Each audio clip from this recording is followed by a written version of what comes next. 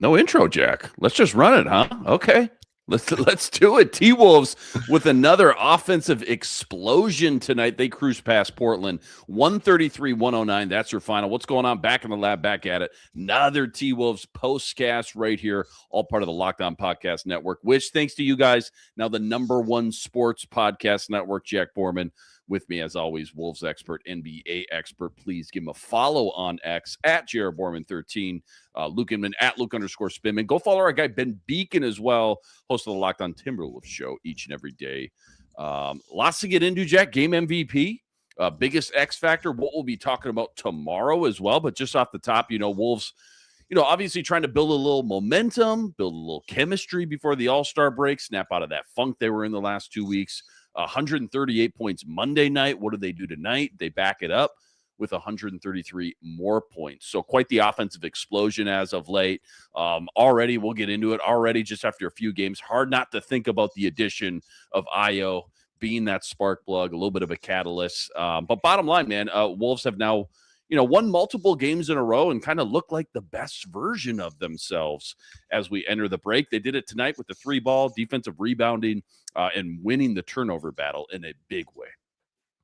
Yeah, for sure. I think for the Timberwolves, obviously, just sustaining good momentum that they generated the other night was really important for the Wolves. I think, again, we talked about the other night saying that, it was a bummer that they only had 2 games before the All-Star break, just because there's not a whole lot of not much of a runway that they're able to create now heading into the break, but still much better to go into the break with a great taste in your mouth versus,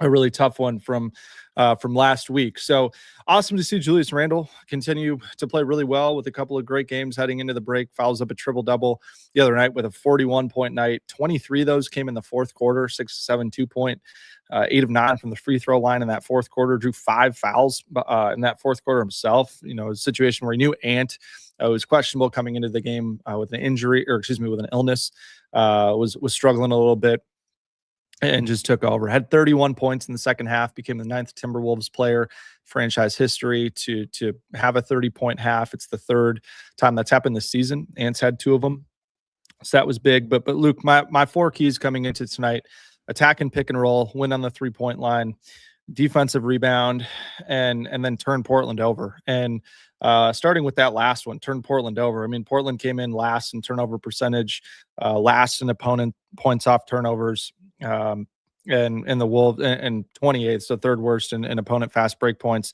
And the Wolves absolutely dominated in those areas tonight. The Wolves scored a season high 43 points off of 26 Portland turnovers. Their previous high in a game was 37 this year, and before that, 30. So pretty big outlier game. That's the 3rd most points off turnovers any team in the NBA has had in a game this season. There's only been 3 instances of more than 40 in a game this season, I believe. So for the Wolves to get over 40 is a pretty ginormous mark. Just looking at the rest of the year, they were 25-5 in fast break points, plus 20 in differential there, which is again a great mark for the Wolves, and not one of their highest scoring marks of the season necessarily, but still great to see them get out and push pace nonetheless. You want to look at their defensive rebounding, not great. I mean, Portland had a 36% offensive rebound rate, which is right in line with where they are this season, which is 2nd best in the NBA. But they scored 17 second chance points, just 1 point shy of their average, which is best in the NBA. But you got to give the Wolves credit. Like, they give the Blazers a bit of their own medicine. They actually won the second chance point battle 18-17. So we'll give the Wolves a pass there. Win on the 3-point line. I'll also give them a pass there. I think, Portland had 2 more makes, but the Wolves shot, 6% better than Portland did. And then attack and pick and roll, right? This is an area where I thought the Wolves did a really good job of this early in the game. Portland's last in the NBA in terms of points per possession allowed to ball handlers in pick and roll. So guys, when ball handlers either shoot off of pick and roll actions or make a pass that results in a shot of pick and roll action. So if Ant runs spread pick and roll with Rudy and pulls up for 3, or if Ant comes off that pick and roll and throws a dart to Jaden in the corner for a 3, those types of things. And they did a great job of that tonight, especially with Ant early, Jaden early, and then Randall in the second half. just dominated there, forced switches and went to work. So that was great to see. And then the bench floor, Luke, just seems a lot higher compared to what it was before the trade deadline. Just seems like they have a much bigger margin for error with Ayo Dosunmu in. A bad Bones game would have meant that Nas would have absolutely had to score 20 points, or Mike would have had to make his 3 or 4 3-point attempts just to be able to get north of 30 bench points. But tonight the Wolves go for 37 despite Bones and Nas combining for just 14. So normally that would have for sure been a loss for the Timberwolves. But with Ayo, it's just a huge swoon for them to be able to have that. Again, league average for bench points is 37 per game. So the Wolves are right there at the league average. So all in all, really nice performance from the Timberwolves. They did a great job in pretty much every single facet of the game, except maybe defensive rebounding tonight. Yeah, another clean game here, Jack, as we head into the All-Star break, top to bottom. Let's hand out some hardware with our game MVP. This is the Locked On Player of the Game. Couple great options in the bucket here tonight for you, Jack. Julius Randle, the obvious one. He explodes in the second half. 41 points he ends up with on the night. But a couple good sneaky plays in here, too, if you were to go a little bit deeper in the well. Who you rolling with for our game MVP tonight, Jack? Yeah, I'm going with Jaden McDaniels. I thought it was one of the most well-rounded impacts that he's had on a game all season long. He had 21 points, was the team's leading scorer for the most part until Randall really put his foot on the accelerator for the last 16, 18 minutes or so. Jaden McDaniels, 21 points on 13 shots. Got to the free throw line 6 times, which is good to see. Had 6 rebounds, 6 assists, 4 stocks. Was just an iron dome defensively against Denny Avdia. Just made him look like a JV guy playing varsity in this game. Just stuff that he's used to getting away with at the rim, fouls he's used to drawing. Jaden just wasn't having any of it. He did an excellent job of contesting shots without fouling, of staying vertical, keeping his hands kind of out of the cookie jar, if you will.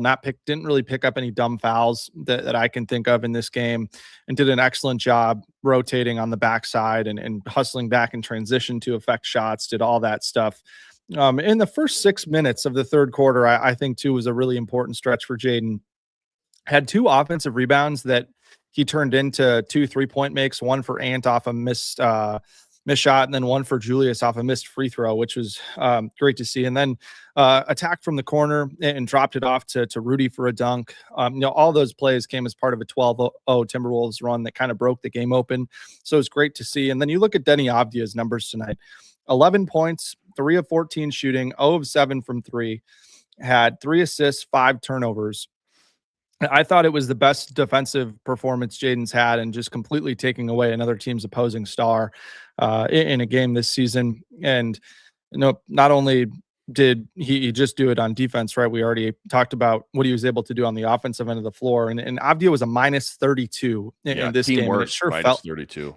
It sure felt like that. I mean, in the first half, I think he was a minus 20. There was no one else worse than minus 9 in that first half for Portland. So just the way that he was able to, I think, completely take away anything that Denny Avdia wanted to do, who's been the heart and soul of this Blazers team offensively, was pretty spectacular. I mean, Portland put up 109 points, but I mean, that was because they had outlier great games scoring the ball from Drew Holiday. Made 5 threes, had 23. Scoot Henderson had 18, and former Wolf for a cup of coffee, Vic Krejci had 17. So I think, again, this Wolves team defensively was excellent, and Jaden was the head of the snake there. And then for Portland, team that's top 5 in free throw attempt rate, to only take 16 tonight, and Avdia himself, who's normally up there close to 10 a game, took just 5 in this game. So masterful defensive game for the Timberwolves, and Jaden McDaniels was all over it, while also being the Timberwolves best offensive player for 2.5 quarters of this game. Yeah, I don't want to veer off the tracks too far, but was that one of the best individual defensive performances you've seen from the Wolves all year long? Yeah, I think so. Just in terms of attention to detail with the game plan, I thought they were great. Klingon has been a guy that's really been coming on strong for Portland. Came in 3-0 last 3. He had a lot to do with it.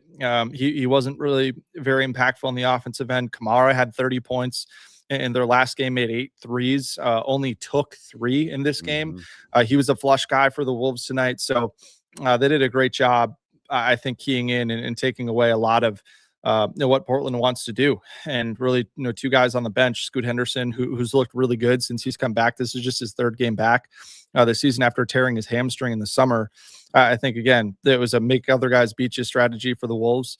And they certainly did very well in that. I mean, in forcing 26 turnovers, scoring 43 points off them is pretty damn good too. All right, plenty more deep dive in this one. Biggest X factor coming up, plus what we'll be talking about tomorrow. That's all coming up right after this.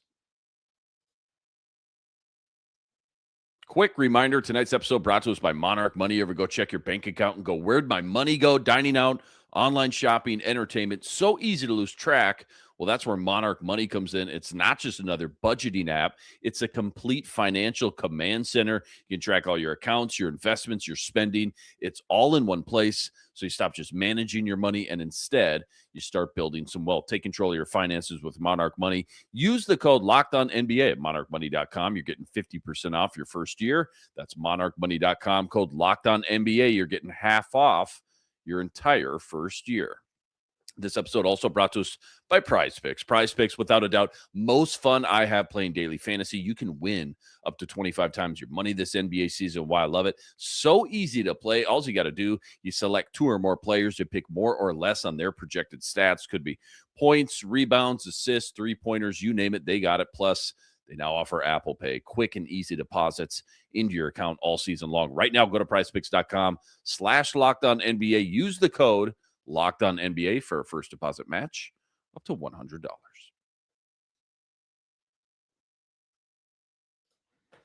All right, Jack, let's get into our biggest X factor from today. It's time to reveal who made the biggest under-the-radar impact with today's X Factor.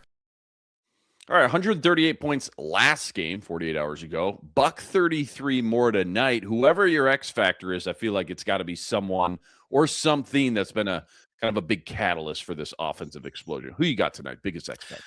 Yeah, for sure. It's not any individual Timberwolves player. It's just a style of play. The Timberwolves playing much faster, especially in the half court. I think that when people think pace, they think of constantly just flying up the court and scoring in transition, but it's a lot more than that to me. It's how quickly you get into your half court sets. It's how intentional you are moving in the half court. It's just doing everything quickly, making decisions quickly, cutting quickly, passing quickly, triple threat decision making, all those things. And I think that the Timberwolves 2-point field goal percentage and just how often they're scoring from 2 is kind of a canary in the coal mine for their pace in the half court, right? I think, the other night, Minnesota, 78% from 2 against Atlanta is just astronomical compared to the league average of 55%. And then tonight, 31 twos they made for 59% shooting, which is fantastic. Not only that, but they just continued to attack downhill, played really quick off the catch and got to the line 35 times and made 29 of them, which is 83%. That's been huge for a Timberwolves team that is second worst in free throw percentage this year at 74.4%. So I just think everybody's getting touches in the half court, which is great. Second straight game that every Timberwolf who played in the first half scored. So that's obviously good just for rhythm purposes. And then it was the second straight game in which the Timberwolves had at least 6 guys in double figures, which is important as well. Just an everybody eats mentality. I think it's easier to kind of keep everybody rowing in the same direction when that happens. And I think you've got to give Ayo Dosunmu credit too, right? I think that the Timberwolves obviously want him to, just play his game and not have to fit in too hard to what the Wolves are trying to do. And I think that's important because he played at a breakneck pace. And Chicago is one of the most up-tempo teams in the league between Giddey, Kobe White, and him. And He knows that if he can't get a rebound, he just flies up the floor, even off of makes, which we saw tonight, which was important to see. But in the half court too, even more so, he just plays quickly, and I love that he just tries to get downhill and looks to attack from the slots and break down the defense and just get into the paint. Right, I think finishing is probably the worst part of his offensive game. When you look at Io at the rim, he's only just shy of 62%, which is well below the league average of 67%. And he's only about 37% from that floater range, that 4 to 14 feet range. The NBA average there is 44.1%. But he missed a transition layup early in this game. But after that, he went 4 of 4 from 2. And his finishing inside has been really strong since he arrived here in Minnesota. And his touch looks really solid there too, which is important just because I think, if the worst parts of your game are getting better, that's obviously great to see. And then I also really liked, just sticking with Io, his chemistry with Rudy. I thought was cool to see in that third quarter. He found Rudy Gobert 3 times in a span of just a little more than 2 minutes to create 6 free throw attempts for Rudy. And I think, I'm kind of out on the Wolves feeding Rudy, post touches, things like that to kind of reward him for his defense. But if Rudy's wide open underneath the rim, the Timberwolves miss him way too often when he's just wide open down there. And it's not even like the Wolves just, look him off. They know he's down there. They just don't want to throw it to him. It's just, very obvious situations that you'd throw it to Rudy. They just miss him. And Io's been nailing those the last couple of games, which is really important. Not only, even if Rudy misses free throws, there's still value in him getting to the line because it helps get the Timberwolves in the bonus more. And, offensive rating in the bonus is way higher for offenses compared to when they're not in the bonus. So all that stuff is still really important. And I think he's been a huge driver of the Timberwolves' improved pace in the half court the last couple games. And part of the reason why, they went for what'd you say? 130, buck 33 tonight, building on a buck 38 the other night. So it's wild. Great steps for the Wolves. This is what you'll be talking about. All right, you tell me, Jack. What is the A topic now? What are we going to be talking about tomorrow? And even further than that, I guess, as the Wolves, they got 8 days to recoup, kind of buckle in now for this second half run. Obviously, winners of their last 2, find a little bit of momentum, much needed momentum. They end the last 10 going into the break, by the way, 7-3. So not as bad as maybe it felt at the time a week ago. But what should we be thinking about, or what should we be talking about, I guess, the most right now with this team? Yeah, I think it's just that this Timberwolves team has shown the ability to respond. And I think that's going to be really important now. And this Timberwolves team, the last couple of years, they've been excellent after the All-Star break. And they've really made a climb in the standings in that stretch. And I have no reason to doubt that they'll do it again, knowing they've played more to the identity that they want to have these last couple games, and they've integrated Ayo Dosunmu really well, and the impact that he's had on the game has been really clear on both ends of the floor.